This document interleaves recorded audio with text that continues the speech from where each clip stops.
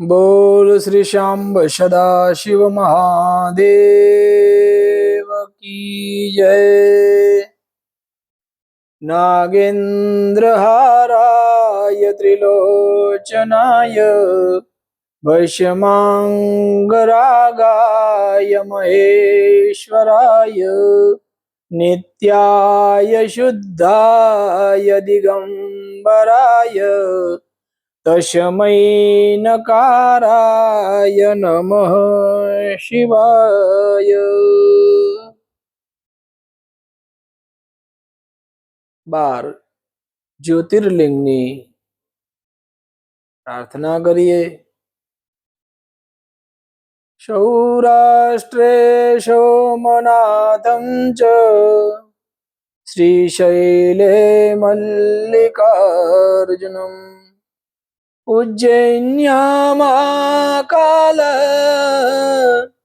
ओंकारम् अमलेश्वरम् परल्या वैद्यनाथं च डाकिन्या भीमशङ्करम् सेतुबन्धे तु रामेशं नागेशं द्वारुकावने वारणस्या तु विश्वेशं त्र्यंबकं गौतमी तटे हिमालये तु केदारं ग्रीष्मेशं च शिवालये एतानि ज्योतिर्लिंगानि सायं प्रातः पठे नर सप्तजन्म कृतं पापं स्मरणेन विनश्यति। ओम नमः शिवाय।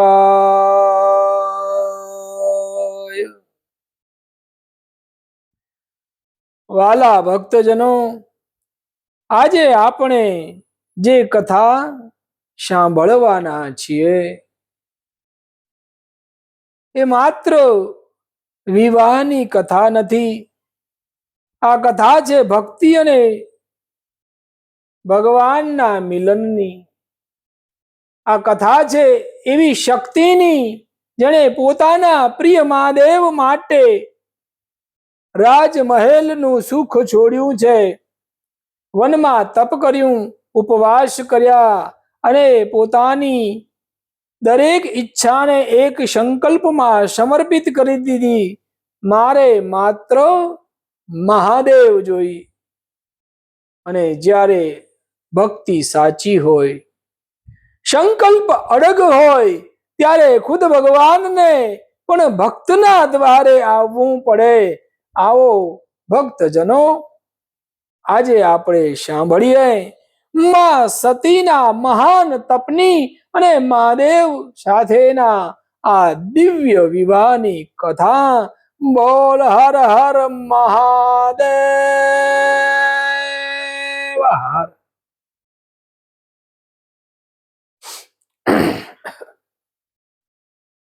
આજે 5મા ભાગમાં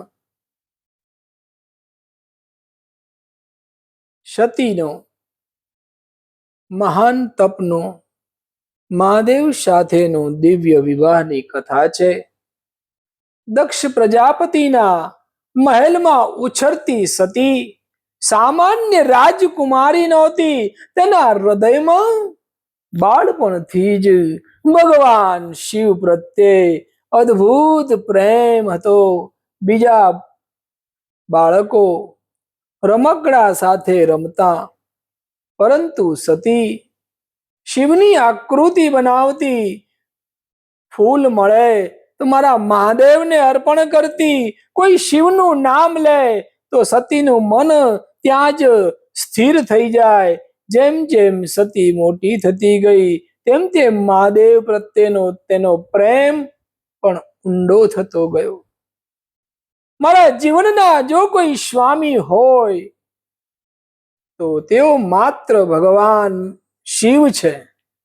એક દિવસ સતી એકાંતમાં બેઠા હતા, આંખો બંધ હતી, હાથ જોડ્યા છે, મનમાં મહાદેવનું સ્મરણ કર્યું છે અને કહ્યું કે હે મહાદેવ, મારે દુનિયાનું કોઈ વૈભવ નથી જોઈતું, મને રાજમહેલ નથી જોઈતો, મને સોનાના આભૂષણ નથી જોઈતા, મારે તો માત્ર તમારા ચરણોની સેવા જ, તમારા ચરણોની સેવા જોઈએ છે. અને જો મારા જીવનમાં કોઈ પતિ હોય તો તે તમે છો. આ સંકલ્પ ધીમે ધીમે સતીના જીવનનું ધ્યેય બની ગયો છે. એક દિવસ સતી પોતાના પિતા દક્ષની પાસે ગઈ છે. દક્ષે પ્રેમથી પૂછ્યું છે, બેટી, તો આજે ખૂબ ગંભીર દેખાય છે, શું વાત છે? બેટી સતી થોડા ક્ષણ માટે મૌન રહ્યા છે. બે હાથ જોડીને કીધું છે, પિતાજી, મારે તમને વાત કહેવી છે. દક્ષ બોલ્યા, કહો બેટા. સતી બોલ્યા કે મારા મનમાં ભગવાન શિવ સિવાય કોઈ નથી, હું તેમને મારા સ્વામી તરીકે પ્રાપ્ત કરવા માંગુ છું. દક્ષ થોડા સમય માટે મૌન થઈ ગયા. એમના મનમાં શિવનું સ્વરૂપ ઉપસી આવ્યું. ભસ્મધારી, જટાધારી, ગળામાં સર્પ છે, કૈલાસ વાસી છે, દિગંબર યોગી છે. દક્ષને આ વિચાર સરળ લાગ્યો નહીં, પરંતુ સતીના હૃદયમાં નિર્ણય થઈ ચૂક્યો હતો. હવે સતી સમજી ગયા કે ઈચ્છા માત્રથી મહાદેવ પ્રાપ્ત થવાના નથી. તેમણે તપ કરવાનો સંકલ્પ કર્યો છે. રાજમહેલનું સુખ છોડી સતી તપશ્ચર્યા માટે આગળ વધ્યા છે. કલ્પના કરો ભક્તજનો, જ્યાં રાજકુમારીને મહેલમાં સુખ મળે, ત્યાં આ કન્યા વનમાં જઈને તપ કરે છે. નરમ સૈયા છોડી ધરતીને શૈયા બનાવે છે. રાજસી ભોજન છોડીને અલ્પ આહાર કરે છે. સુખ સગવડ છોડીને મહાદેવના સ્મરણમાં લીન થઈ જાય છે. તેમની જીભ ઉપર એક જ નામ, ઓમ નમઃ શિવાય, ઓમ નમઃ શિવાય. તપ ચાલતું રહ્યું. ગરમી આવી, સૂર્યનો તાપ વધ્યો, પરંતુ સતીનું ધ્યાન તૂટ્યું નહીં. વરસાદ આવ્યો છે, આકાશમાં ગર્જના થવા લાગી છે, ધોધમાર વરસાદ પડ્યો છે, પરંતુ સતીનું મન મહાદેવમાં સ્થિર રહ્યું. શિયાળો આવ્યો, ઠંડી વધી. શિવના સ્મરણથી સતીનું મન ગરમ રહ્યું છે. સમય પસાર થતો ગયો. દિવસો ગયા, મહિના ગયા અને વર્ષો ગયા. અંતે સતીનો સંકલ્પ એક ક્ષણ માટે પણ ડગ્યો નહીં. ભક્તજનો, ભગવાનને મેળવવાની ઈચ્છા કરવી સરળ છે, પરંતુ ઈચ્છા માટે પોતાને સમર્પિત થવું મુશ્કેલ છે. સતીને ખબર હતી મહાદેવને પ્રાપ્ત કરવાના માર્ગમાં પરીક્ષા આવશે, પણ તેમને મનમાં કહ્યું, પરીક્ષા ગમે એટલી મોટી હોય, મારો સંકલ્પ તેના કરતા પણ મોટો છે. કોઈએ પૂછ્યું કે સતી, તમને શું જોઈએ? જવાબ એક જ, મહાદેવ. અને જો મહાદેવ ન મળે તો પણ હું મહાદેવનું નામ નહીં છોડું. આ છે સાચી ભક્તિ, સતીની તપશ્ચર્યાથી તેમનું શરીર ક્ષીણ થતું ગયું, પરંતુ તેમનું તેજ વધતું ગયું. તેમની આંખોમાં અદ્ભુત શાંતિ હતી, મુખ પર અવિચલ ભક્તિ હતી, એમના અંતરમાં માત્ર શિવ હતા. દેવતાઓએ પણ આ સતીના તપને જોયું છે. ઋષિ મુનિઓએ તેમની ભક્તિની પ્રશંસા કરી છે, પરંતુ જેમના માટે આ તપ હતું તે મહાદેવ તો જાણતા જ હતા, કારણ કે ભક્ત પોતાના ભગવાનને શોધે તે પહેલા ભગવાન પોતાના ભક્તને ઓળખી ચૂક્યા હોય છે. અને એક તરફ એક દિવસે સતી પોતાના તપમાં લીન હતા. ચારેય તરફ શાંતિ હતી. હવામાં પણ જાણે કોઈ દિવ્ય સુગંધ પ્રસરી રહી હોય. અચાનક એક દિવ્ય પ્રકાશ ફેલાયો છે. સતીની આંખો ધીમે ધીમે ખુલવા લાગી છે. સામે જોયું તો એક દિવ્ય પુરુષ ઉભા હતા. જટામાં ચંદ્ર હતો, મસ્તક પર ગંગા, ગળામાં નાગ, હાથમાં ત્રિશૂલ, શરીર પર ભસ્મ અને મુખ પર અનંત કરુણા. સતીના હૃદયે તરત ઓળખી લીધું કે આ તો મારા મહાદેવ છે. સતી હાથ જોડીને ઉભા થઈ ગયા છે. આંખમાં આનંદના આંસુ છે. મસ્તક નમાવ્યું છે. મહાદેવે પ્રેમથી કીધું, દેવી, તમારી તપશ્ચર્યાથી હું પ્રસન્ન થયો છું, વર માગો. સતી માટે આ ક્ષણ જીવનની સૌથી મોટી ક્ષણ હતી. જેના દર્શન માટે, જેના નામ માટે, જેના ચરણો માટે આટલું તપ કર્યું, આજે એ મહાદેવ સામે ઉભા હતા. સતી ધીમા સ્વરે બોલ્યા છે, પ્રભુ, મારે બીજું કશું જોઈતું નથી. જો આપ મને વરદાન આપવા માંગતા હો તો મને આપના ચરણોની સેવા આપો. મારા સ્વામી તરીકે આપ જ મને પ્રાપ્ત થાઓ. મહાદેવના ચહેરા ઉપર સ્મિત આવ્યું છે. તેમણે સતીની ભક્તિની સ્વીકારી છે. દેવી, તમારી ભક્તિથી પ્રસન્ન છું. તમારી ઈચ્છા પૂર્ણ થશે. અને આ શબ્દો જ સાંભળતા સતીના હૃદયમાં જે આનંદ છવાયો છે તે શબ્દોમાં વર્ણન કરી શકાય તેમનો તો. તેમનું તપ સફળ થયું છે. તેમનો સંકલ્પ સફળ થયો છે. તેમની ભક્તિએ આજે મારા મહાદેવને પ્રસન્ન કર્યા છે. આ સમાચાર જ્યારે દક્ષના ઘરે પહોંચ્યા ત્યારે આખું ઘર આનંદથી ભરાઈ ગયું.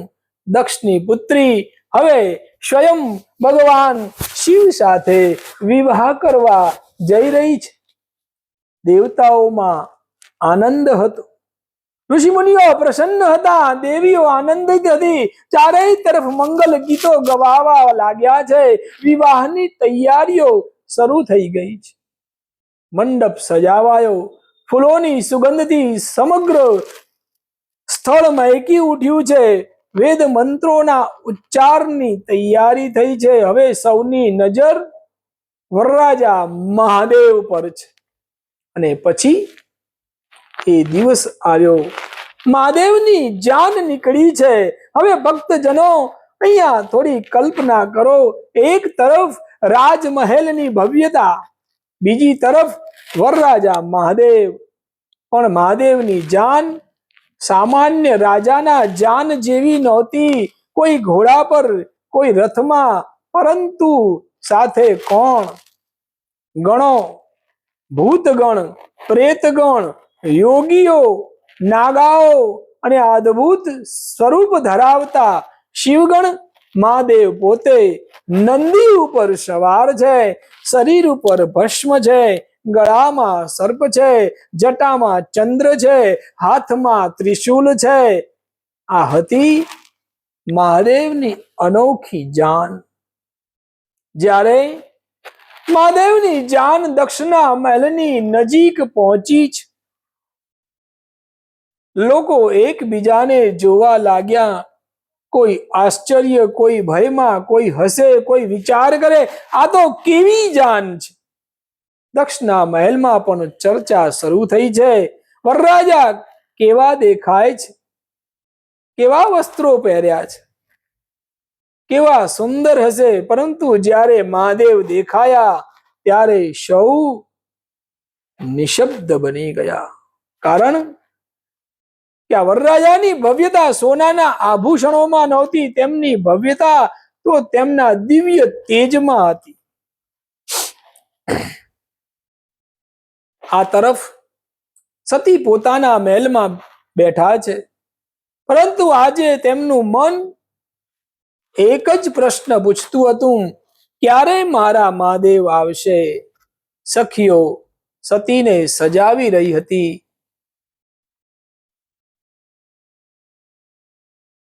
શરીર ઉપર સુગંધિત ઉબટન, માથા ઉપર શિંગાર, આભૂષણોથી સજ્જ સતી.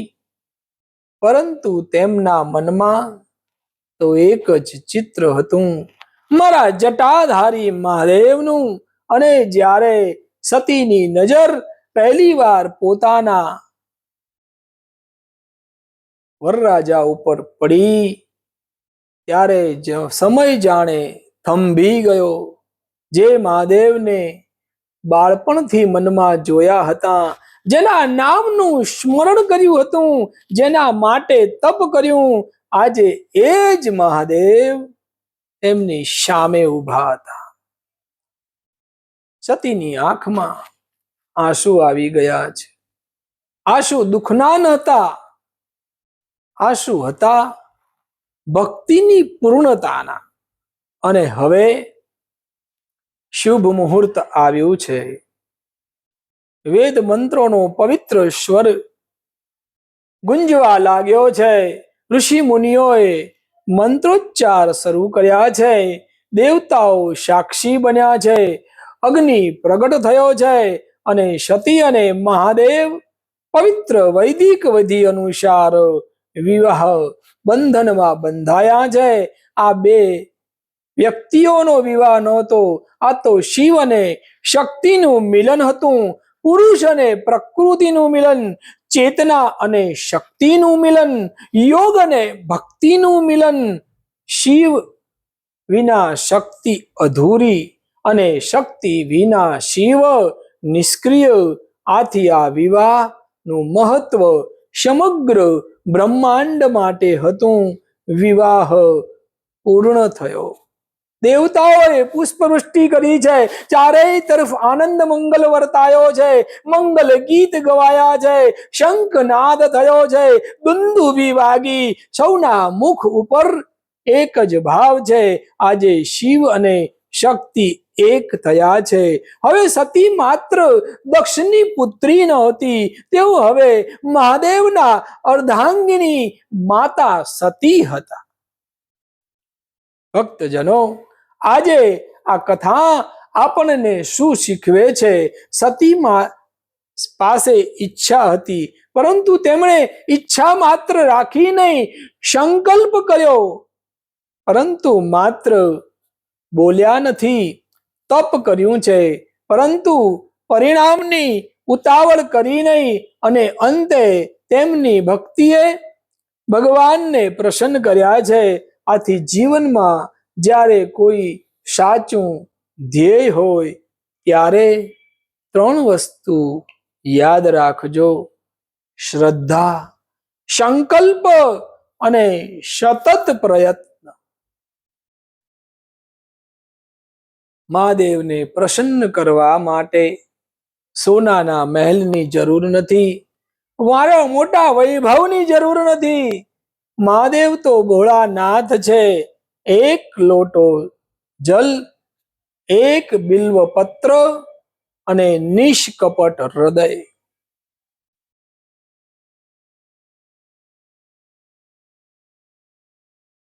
અને એ જ એમની પાસે સૌથી મોટું અર્પણ છે.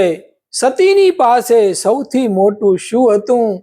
તો તેમની ભક્તિ, અને આ ભક્તિથી મહાદેવ પ્રસન્ન થયા.